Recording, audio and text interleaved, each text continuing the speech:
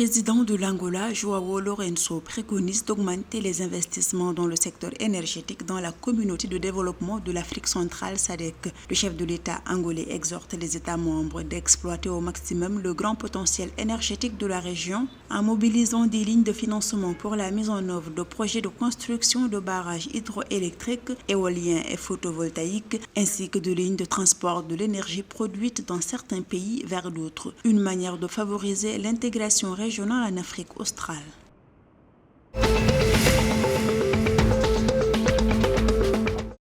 Les activités de forage du puits d'exploration à terre dénommé Nengopo, situé au nord-est de la Namibie, devront être lancées d'ici la fin de ce mois de juin 2024, selon la compagnie canadienne Rokon Africa. Sur le plan opérationnel, l'entreprise envisage de forer ce puits d'exploration jusqu'à une profondeur d'environ 12 500 pieds. Les réserves du puits Nengopo sont estimées à 163 millions de barils de pétrole et 843 milliards de pieds cubes de gaz naturel.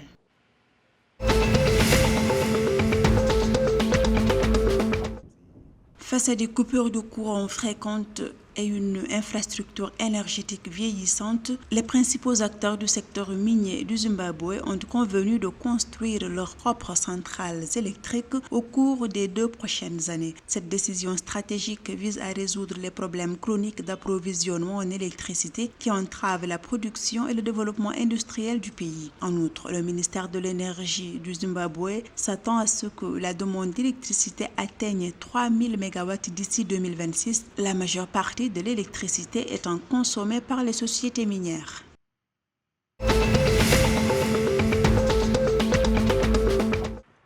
En Zambie, le gouvernement a pris plusieurs mesures à court terme dans le but de remédier au déficit électrique auquel fait face le pays. Ainsi, l'exécutif envisage d'importer 188 MW et récupérer 160 MW des contrats d'exportation, de redémarrer la centrale de 105 MW d'ici juillet 2024, le développement d'une centrale solaire photovoltaïque de 100 MW à Chizamba d'ici décembre 2024 et l'installation de générateurs diesel de 120 MW, entre autres.